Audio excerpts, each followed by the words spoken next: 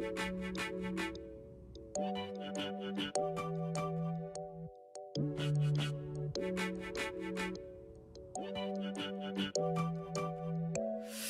everyone, welcome back to my channel. My name is Kirsten and today I want to show you 2 ways that I would style the IKEA lack shelf. So I know right now it looks quite underwhelming, but I kind of do like the simplicity of the lack shelf from IKEA. It's just a basic floating shelf and it doesn't require any anchors on the bottom. And I think it really allows you to take it to the next level with the way that you dress it up and style it. So I'm gonna do just that. So first I'm going to use these sculptural pieces that I got from West Elm. Now they didn't come as a set, but I did purchase 2 of them because I wanted to play with the varying heights. So first I'm going to use the smaller one at the end. Then I'm going to place the larger one directly beside it, but just a little further back. Now those are both very solid pieces, so I do want to add some weight on the other end just to even it out. So to do that, I'm going to go ahead and add this golden pothos plant that I have in this ceramic planter. Now I always like to add a bit of greenery to any surface that I'm styling. If you don't feel comfortable with real plants, you can always use dried florals or even faux plants if that's more in your wheelhouse. So I'm going to go ahead and add this all the way to the end of that shelf. Now since these West Elm sculptures are a bit taller than this plant, I do want to add some height to this side just to even it out. So I'm going to add some standing books just to give it the height that it needs.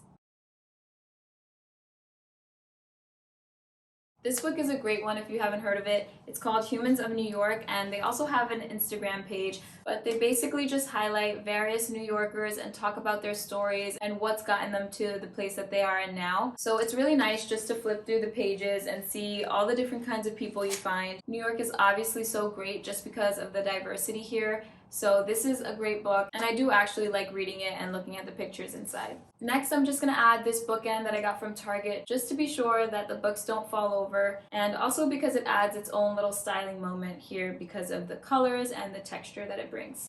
Next, I want to add another sculptural piece, so I am going to use this vase. This is a recent purchase that I got at H&M, and it does include a hole at the top, so you can use it as a typical vase, though I do like the extra detail, obviously. It's not just a standard vase. This one really tells a story, so I'm going to go ahead and put that right beside those books. Now, ideally, I would have wanted to place some fresh olive branches inside, but I've been searching in my neighborhood and I don't have any nearby, so I did end up ordering some from Etsy, but they haven't arrived yet. So for now, I'm just going to add some dried eucalyptus leaves inside the vase. Now I have 2 more books that I want to add to the shelf. This time I'm going to leave them laying flat just as they are. So first I have Live Beautiful, and then right on top I'm going to put The Kinfolk Home. And I just love the way books look when they're stacked like this. So that's what we're going to do next.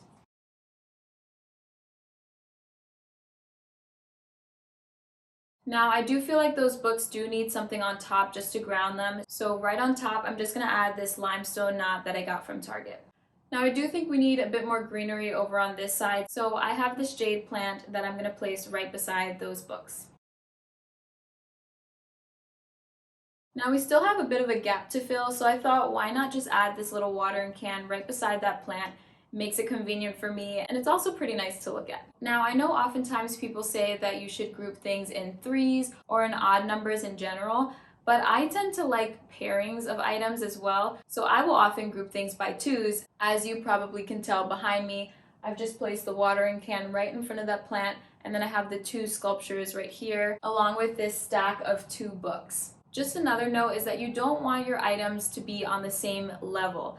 Now you have a full shelf to work with, so you want to make sure that you're taking up all the surface area that you can. So in order to do this, I've just shifted some of the objects around so that some things are further in the back and some things are in front. That kind of just creates some depth and dimension in your shelf. And another way to do this is by playing with the heights. So as you can see, there's kind of this wave shape going on in my shelf, and that's because you want to mix up some taller items with some shorter items. You want to stack items to elevate them some more, and just play around with varying heights. That will really make your shelf more appealing to the eye and less bland and boring.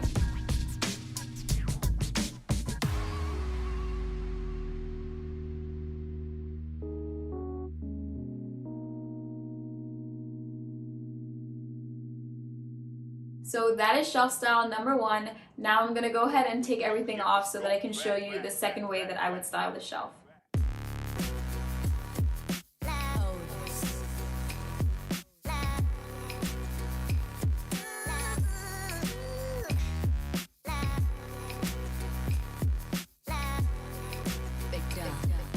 And we're back. Okay, so last time we worked from either end and then we worked our way towards the middle. This time I'm feeling like I want to start right in the middle with a couple of statement pieces and then work our way to the ends. So we'll see how that turns out, and let's go ahead and get started with shelf style number 2.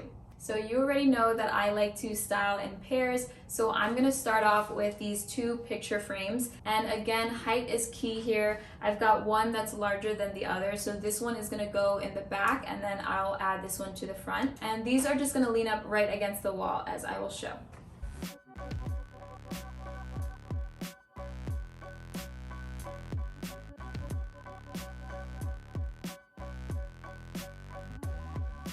So layering picture frames is just one thing that I like to do, just again to create some movement with your eyes and help the shelf to flow better. Next up, I of course have to add some decor books. This time I'm going with more of a neutral palette, as you will see. So I have the book Still, The Slow Home, as well as Abode, and I've just taken off the cover of this book just to reveal a really simple neutral book underneath. So I'm gonna go ahead and stack these 2 laying down like I did just before with style number 1.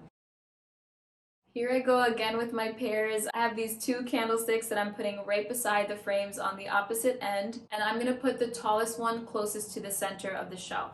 I'm not sure if you can tell on camera, but I did place one candle closer to the back and one further in front, just again so not everything is on the same plane. I'm really liking the way it's feeling so far. Okay, now I have another vase that I want to add to the end. As you can see, I also like to play with shape. So right now we have a lot of square shapes going on with the frames and with the books. So I want to add a circular vase, just again for variety. In the first style, I had those 2 circular sculptures. So that kind of helped break up the shelf so that it didn't look so boxy. So that is exactly what I'm going to do with this vase. I'm just going to put it on the end over here. Here you will see that I didn't put it straight on. I kind of tilted it to an angle just because why not? You can play around with your shelves. I find that everything straight on can look kind of boring, and I think that when you just play around with angling and with heights, even just those small details can really transform the overall look of the shelves. Now I'm gonna go ahead and just add some more dried eucalyptus to this vase. Now for this side, I do think we need a larger piece to kind of contrast with the larger vase that we have on this end.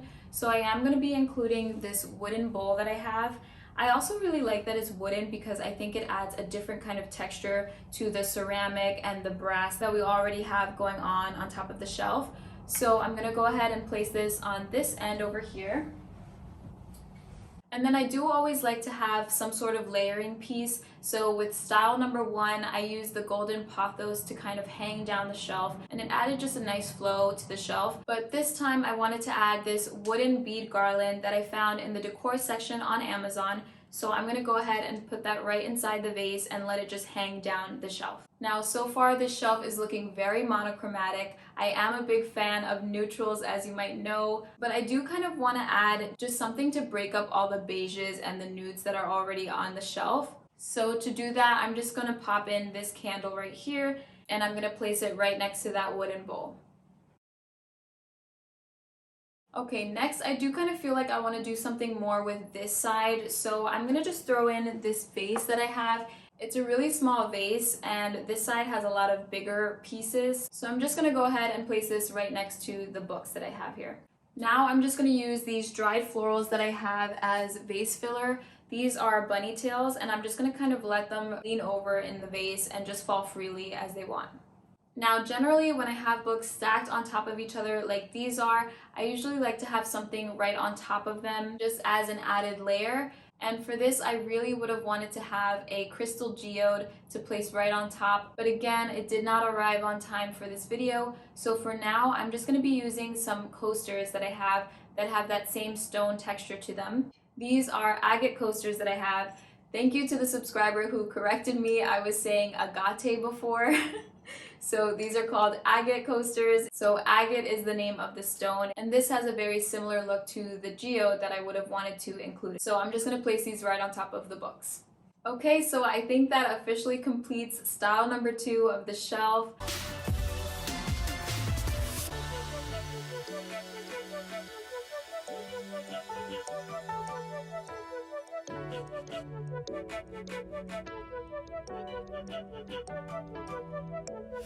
I'm actually really liking how both of them turned out. Originally, I was thinking I would stick with the first one, but now I'm really not sure. So go ahead and leave a comment down below and let me know which one was your favorite. Who knows, I might even end up going with a combination of the two styles. So I'm interested in hearing your opinion and which one you liked best. I'm looking forward to doing some more styling videos in the future. So if you like this video, go ahead and subscribe so you can see more like this. And as always, thank you so much for watching. I will see you in the next one. Bye! And then I'm gonna put the larger one. You're just gonna wait for that to pass.